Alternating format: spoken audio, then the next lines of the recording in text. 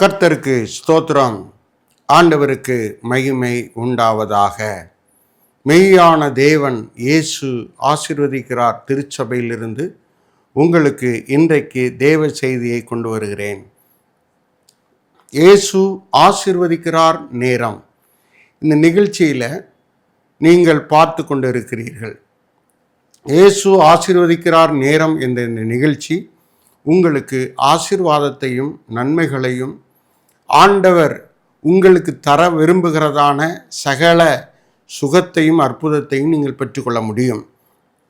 வேதம் நமக்கு இதன் மூலமாய் போதிக்கப்படுகிறது. தேவனுடைய திட்டம், தேவனுடைய சத்தம் நமக்கு கேட்கிறது. நீங்கள் வீட்டில் இருந்து கொண்டே இந்த நிகழ்ச்சியை பார்த்து ஆசீர்வதிக்கப்பட உங்களை அன்போடு கூட கேட்டுக்கொள்கிறோம். இந்த வசனத்தை கொஞ்ச நேரம் நாம் கவனமாய் கேட்டு அதை கடைபிடிக்க நாம் முயற்சி செய்வோம். நிச்சயமாகவே நீங்கள் ஆசீர்வதிக்கப்படுவீங்க.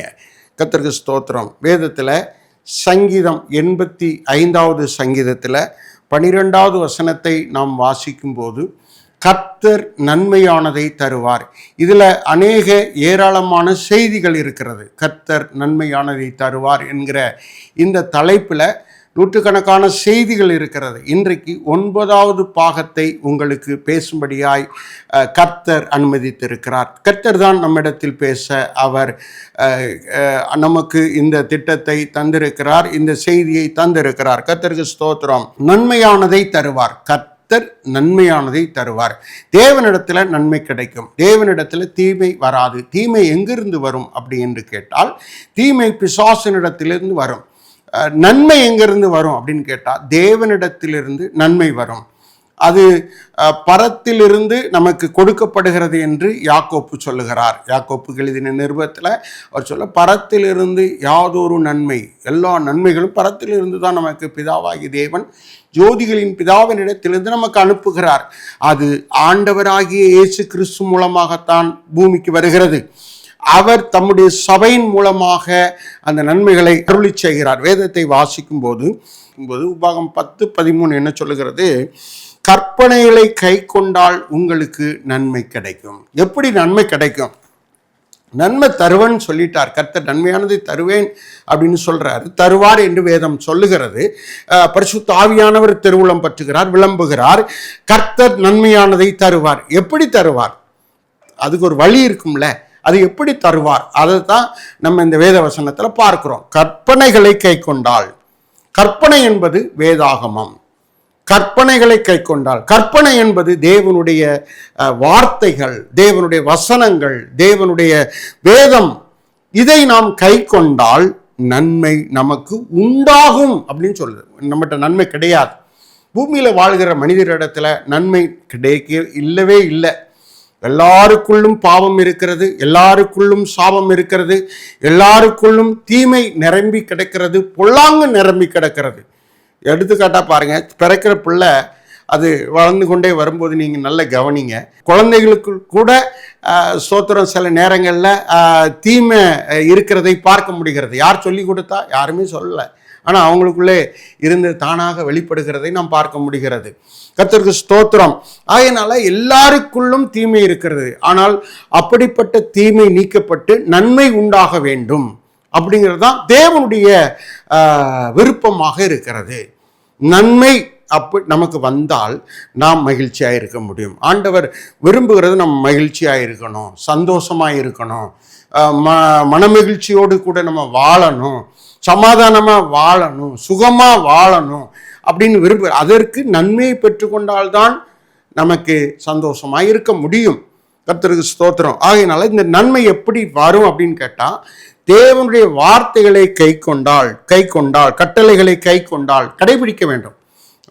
கேட்கறது மாத்திரமல்ல, கடைபிடிக்கணும். இந்த வசனத்தின் மூலமாய் நீங்கள் இப்போ வசனத்தை கேட்டுக்கொண்டு இருக்கீங்க. இந்த செய்தியின் மூலமாய் தேவனுடைய வார்த்தையை கேட்டுக்கொண்டு இருக்கீங்க. தேவன் என்ன சொல்கிறார்? கர்த்தர் நன்மையானதை தருவார். ஆவியானவர் என்ன சொல்லுகிறார்? கர்த்தர் நன்மையானதை தருவார். அப்போ உங்க உள்ளத்துல அந்த நன்மை வரும் அப்படின்னு நீங்க நம்புகிறதுனால அது எப்படி வருங்கிற வழியை தேவன் நமக்கு கற்றுக் கொடுக்கிறார். ஆவியானவர் போதிக்கிறார். கற்பனைகளை கை கொண்டால் நன்மை வரும்.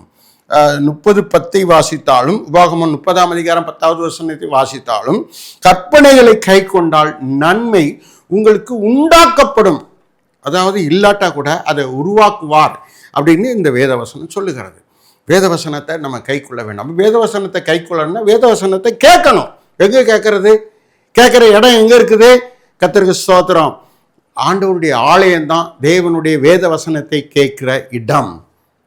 அந்த ஆலயத்துக்கு நம்ம மறவாம தவறாம எல்லா ஞாயிற்றுக்கிழமையும் போகணும். வீட்டில் சும்மா இருக்கிற சகோதரிகள், சும்மா இருக்கிற வாலிப பிள்ளைகள் பைபிள் ஸ்டடி, காத்திருப்பு ஜபம், உபவாச கூட்டங்களுக்கு போய் கலந்துக்கிடணும்.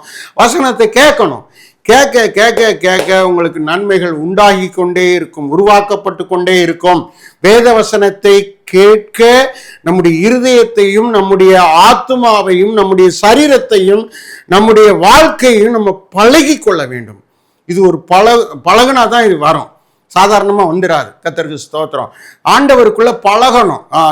அந்த வாரத்தில் அதிகமாக வேத வசனத்தை கேட்கணும் அப்படின்ட்டு நம்ம பழகி கொள்ள வேண்டும். கர்த்தருக்கு ஸ்தோத்திரம். இப்போ ஜாய் டிவி வழியாக கூட நீங்கள் இந்த வார்த்தைகளை கேட்க முடியும். ஒருவேளை போக முடியல, ஆலயத்துக்கு போக முடியல, உபவாச கூட்டத்துக்கு போக முடியல, வேதபாட கூட்டத்துக்கு போக முடியல, காத்திருப்பு ஜபத்துக்கு போக முடியல, பெண்கள் கூட்டத்துக்கு போக முடியல அப்படின்னு சொன்னால் நம்ம என்ன செய்யணும்? இப்படிப்பட்ட முடியாத நேரங்களில் நம்ம இந்த ஜாய் டிவி வழியாக வருகிறதான தேவை செய்திகளை நாம் கேட்டு அந்த ஆசீர்வாதத்தை பெற்றுக்கொள்ள வேண்டும் என்று இன்றைய நாளிலே கர்த்தர் உங்களுக்கு அறிவுரை சொல்லுகிறார். ஆனால் ஞாயிற்றுக்கிழமை என்பது அப்படி அல்ல. கண்டிப்பாக போய்த்தான் ஆகணும். ஞாயிற்றுக்கிழமை முழு 24 மணி நேரத்தையும் கர்த்தருக்கு கொடுத்துடணும். அப்படிப்பட்ட ஒரு பிரதிஷ்டை, அப்படிப்பட்ட ஒரு வாழ்க்கையை நாம் அமைத்து கொள்ள வேண்டும், பழகி கொள்ள வேண்டும். முதலாவது காரியம், கற்பனைகளை கை கொண்டால் நன்மை நமக்கு வரும் என்று இன்றைய இந்த செய்தியில நம்ம பார்க்கிறோம். இரண்டாவதாக கர்த்தருக்கு ஸ்தோத்திரம், நீதிமொழிகள் 13:21 சொல்கிறது, நீதிமான்களாய் வாழ்கிறவர்களுக்கு நன்மை பலனாக வரும். நீதிமான்களாய் அப்படின்னா என்ன அர்த்தம்? நீதிமான்களாய் வாழ்கிறவர்களுக்கு நன்மை பலனாக வரும். நீதிமொழிகள் 13:21 சொல்லுகிறது, நீதிமான்களாய் வாழ்ந்தால் நன்மை பலனாக வரும். நீதிமான்கள் என்றால் யார்? எப்படிப்பட்டவர்கள்? எப்படி நீதிமான்களாக மனுஷன் மாற முடியும்? எப்படி பூமியில் உள்ள மனிதர்கள் நீதிமான்களாய் மாற முடியும்? தேவனை விசுவாசித்தாள், தேவனை நம்பினாள், ஆண்டவரை விசுவாசித்தாள், ஆண்டவரை தெய்வமாக நம்பினாள், ஆண்டவரை ஏற்றுக்கொண்டாள், ஆண்டவரை ஆராதித்தாள், தேவன் மேல் நம்முடைய விசுவாசம் பெருகினாள், ஆண்டவர் மேல ஒரு பரிபூரண நம்பிக்கை விசுவாசம் வந்துவிட்டால் அப்படிப்பட்ட மனிதன் நீதிமான்களாய் மாறிவிட முடிகிறது. கர்த்தருக்கு ஸ்தோத்திரம். அவர் தெய்வம் என்று வாயினாலே அறிக்கையிட்டு அவரிடத்திலே ஒப்புரவாகி அவரை தெய்வமாய் கொள்ளுகிற போது நாம் நீதிமான்களாய் மாறுகிறோம். விசுவாச வாழ்க்கை வாழ்கிறவர்கள், விசுவாச ஜீவியம் செய்கிறவர்கள், விசுவாச நம்பிக்கை உள்ளவர்கள், இயேசு கிறிஸ்து தெய்வம், அவர் மூலமாய் பரலோகம் நமக்கு உண்டு, தேவனுடைய சபை, தேவனுடைய வேதாகம் என்று நாம் அறிக்கையிட்டு விசுவாசித்து வாழ்கிற போது நாம் நீதிமான்களாய் வாழ முடியும். கர்த்தருக்கு ஸ்தோத்திரம். அப்படி நீதிமான்களாக மாற்றப்பட்டவர்கள், பாவம் நீக்கப்பட்டு, சாபம் நீக்கப்பட்டு, தீமை நீக்கப்பட்டு, தேவனிடத்தில் ஒப்புரவாகி, மனம் திரும்பி, ஞானஸ்நானம் பெற்று, சபையிலே சேர்க்கப்பட்டு, தேவனுக்காக ஸ்தோத்திரம் முக்கியத்துவம் கொடுத்து நாம் வாழும்போது நாம் நீதிமான்களாக்கப்படுகிறோம். அதற்கு ஏராளமான வசனங்கள் இருக்கிறது. கிட்டத்தட்ட 200-300 வசனங்கள் இருக்கிறது. அதையெல்லாம் சொல்ல முடியாது. அதனுடைய ஹெட்லைன் மட்டும் உங்களுக்கு சொல்லி போகிறேன். நீதிமான்களாய் வாழ்ந்தால் உங்களுக்கு நன்மை பலனாக வரும். உங்களுக்கு பலன் என்ன வரும் அப்படின்னு கேட்ட, நீதிமானாய் வாழ்கிறதுனால என்ன பலன் அப்படின்னு கேட்டா, நன்மைகள் பலனாய் வரும். உங்களை தேடி வரும். நன்மைகள் உங்களை தேடி வரும். பரிசுத்த ஜீவியம் செய்கிறவர்களுக்கு, விசுவாச ஜீவியம் செய்கிறவர்களுக்கு நன்மை தேடி வரும். அப்போ இதுக்கு நேரம் ஆப்போசிட்டா எடுத்துக்கிட்டா, விசுவாசம் இல்லாமல், இயேசுவை நம்பாமல், நம்ம ஏனோ தானோன்னு தாறுமாறாக வாழ்கிறவர்களுக்கு தீமை தேடி வரும். அதுக்கு ஆப்போசிட் நாம் விசுவாசம் உள்ளவர்களாய், தேவனுடைய மனுஷனாய், தேவனுடைய மனுஷியாய், தேவனுடைய பிள்ளையாய் வாழ்ந்தால் நீதிமான்களாய் வாழ்கிறோம். அப்போ நன்மை பலனாக நமக்கு வரும், திரளாய் வரும். நன்மை என்பது என்ன அப்படிங்கிறது அது ஏற்கனவே நான் உங்களுக்கு சொல்லியிருக்கிறேன். திரளான காரியங்கள், ஏராளமான காரியங்கள், மனிதன் சந்தோஷமாய் வாழ்வதற்கு என்னவோ அத்தனையும் நன்மை. அல்லேலூயா, கர்த்தருக்கு ஸ்தோத்திரம். மூன்றாவதாக, நம்முடைய வாயின் வார்த்தையினால் நமக்கு நன்மை பலனாய் கிடைக்கும். நம்ம பேசுகிற வார்த்தையை நம்ம கரெக்டாக பேசணும். நாம் பேசும்போது அவிசுவாசமாய் பேசினால் அதுல நன்மை வராது. விசுவாசமாய் தேவன் செய்ய போகிறதை நாம் பேசும்போது அதுல மூலமா, நம்ம வாயின் வார்த்தையின் மூலமாய் நன்மை வரும். நம்ம என்ன பேசுறோன்னு நம்ம கரெக்டா யோசித்து பேச வேண்டும். துக்ககரமான, வேதனைக்குரிய, அவிசுவாசமான, அழிவுக்குரிய வார்த்தைகளை நாம் பேசக்கூடாது. அவன் தன் சொந்த வாயினாலே நியாயம் தீர்க்கப்படுகிறான். நம்ம பேசுகிற வார்த்தை நிமித்தம் தான் நமக்கு நியாய தீர்ப்பு என்று வேதம் சொல்லுகிறது. அதனால நம்ம நல்ல காரியங்களை பேச கற்றுக்கொள்ள வேண்டும். நல்ல காரியங்களை பேச பழகிக்கொள்ள வேண்டும்.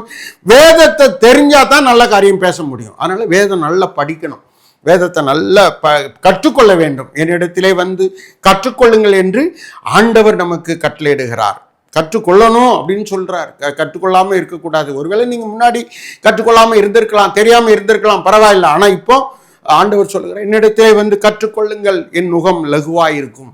அப்ப கற்றுக்கொள்றதை குறித்து அவர் அதிகமாய் நமக்கு போதிக்கிறார். ஆகையினால ஆண்டவருடைய வசனத்தை சும்மா இருக்கும்போது, தனிமையா இருக்கும்போது நிறைய படிச்சு தெரிஞ்சு கொள்ளணும், கற்றுக்கொள்ளணும். அப்போ அந்த வார்த்தைகளை நம்ம பேசலாம், அந்த வார்த்தைகளை நம்ம சொல்லலாம். அப்படி நம்ம செய்யும்போது ஆண்டவர் அதனுடைய பிரதிபலன் நமக்கு நன்மையாய் வரும். நம்முடைய வாயிலிருந்து புறப்படுகிற வார்த்தை அது நமக்கு நன்மையாய் வரும். ஆகையினால ஸ்தோத்திரம், வேதம் சொல்லுகிறது. ஆதியாகமம் 12ஆம் அதிகாரம் 2வது வசனத்துல வாசிக்கும் போது சொல்லப்பட்டு இருக்கிறது, உன்னை ஆசீர்வதிக்கிறவர்களே ஆசீர்வதிப்பேன். இப்போ தேவன் ஆண்டவருடைய பிள்ளைகள் எல்லாருக்கும் கற்றுக் கொடுக்கிறது அதுதான். நீங்கள் உங்களை வாயினால் ஆசீர்வதித்தால் ஒழிய என்ன செய்யாதீங்க, சபிக்க கூடாது என்று சொல்லி இருக்கிறார். ஆண்டவர் நமக்கு அப்படி கற்றுக் கொடுக்கிறார். யாருக்கும் சாபம் போடாதீங்கப்பா, எல்லாரையும் நீங்க ஆசீர்வாதம் பண்ணுங்க, அவங்க ஆசீர்வதிக்கப்பட்டு சந்தோஷமா இருக்கட்டும், அப்படிதான் சொல்றாரு.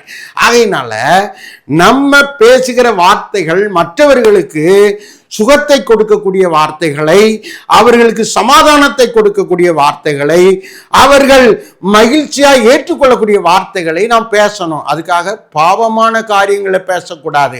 வேதத்தின் பரிசுத்தமான நல்ல காரியங்களை சீர்திருத்தலுக்கு ஏற்ற காரியங்களை, பரிசுத்தத்துக்கு ஏற்ற காரியங்களை, சுத்திகரிப்பு ஏற்ற காரியங்களை, பலனுண்டாக்கும் காரியங்களை, ஒழுக்கமான காரியங்களை நாம் பேச வேண்டும் என்று இந்த வசனத்தின் மூலமாய் நாம் அறிவுறுத்தப்படுகிறோம். முதலில் பார்த்தோம், கற்பனைகளை கை கொள்ள வேண்டும், உனக்கு நன்மை வரும். இரண்டாவது பார்க்கும் பொழுது நீதிமானாய் வாழ வேண்டும், உங்களுக்கு நன்மை வரும். மூன்றாவது நம்ம பார்த்தோம், வாயின் வார்த்தை வேத வார்த்தைகளாய் நல்ல வார்த்தைகளை பேசி அதன் பலன் நன்மை வரும் என்று வேதம் சொல்லுகிறது. கடைசியாக நீதிமொழிகள் 18:22, மனைவியை கண்டடைகிறவன் நன்மையானதை கண்டடைகிறான்.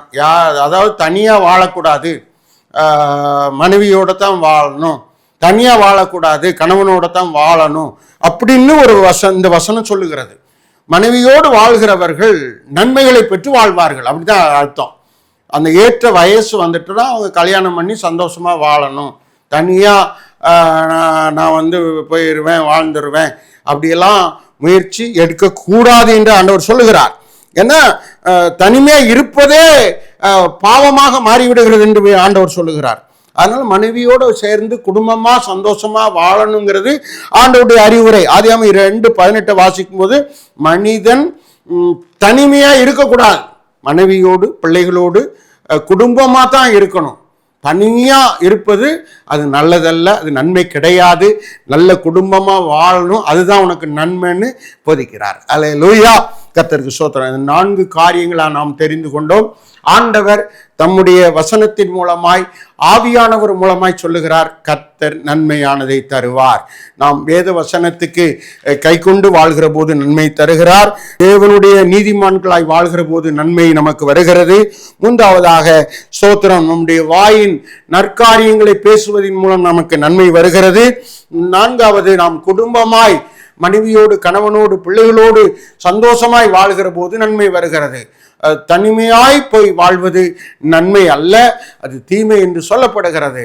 இந்த காரியங்கள் மூலமாய் நன்மைகளை திரளாய் குடும்பத்துக்கு கர்த்தர் கொடுக்கிறார். நாம் ஜெபிப்போம். பரலோக பிதாவே, மை ஸ்தோத்திரிக்கிறோம். இயேசு கிறிஸ்துவின் நாமத்தினால ஹல்லேலூயா. எல்லாருக்கும் நன்மை கிடைக்கட்டும் ஆண்டவரே. அற்புதங்கள் நடக்கட்டும், வியாதிகள் சுகமாகட்டும் ஆண்டவரே. அவர்களுக்கு கிடைக்க வேண்டிய பணம், பொருளாதாரம் கிடைக்கட்டும், அவர்களுக்கு நல்ல வருமானம் கிடைக்கட்டும், குடும்பத்தில் நல்ல காரியங்கள் நடக்கட்டும். என்னத்துக்காக ஜெபித்துக் கொண்டிருக்கிறாள் அத்தனை காரியங்களும் நிறைவேறட்டும். இப்பொழுது இந்த வசனத்தை கேட்டுக் கொண்டிருக்கிறவர்களுக்கு அற்புதம் நடக்கட்டும், அந்த வீடுகளில் அற்புதம் நடக்கட்டும், கேட்டுக்கொண்டிருக்கிற ஒரு சரீரத்தில் அற்புதம் நடக்கட்டும், நன்மைகள் உண்டாகட்டும், நன்மையினால நிரப்பும். கர்த்தர் நன்மையானதை தருவார் என்ற வார்த்தை அவர்களுக்கு பரிபூரணமாய் நிறைவேறட்டும். ஆசீர்வதியும், பொறுப்படுத்திக் கொள்ளும் காரணமாயிருக்கிற ஒவ்வொருவரும் ஆசீர்வதிக்கப்படட்டும். இந்த நிகழ்ச்சியை பார்க்கிற வலைதளங்களிலும் டிவியிலும் பார்க்கிற அனைத்து மக்களும் பிதாகுமாரன் பரிசுத்த ஆவி நாமத்தினால் ஆசீர்வதிக்கப்படுவார்களாக, வாழ்ந்திருப்பார்களாக, சமாதானத்தினால் நிரப்பப்பட்டிருப்பார்களாக, சுகமாயிருப்பார்களாக. இயேசுவின் நாமத்தில் ஜெபிக்கிறேன் பிதாவே. ஆமென், ஆமென். God bless you.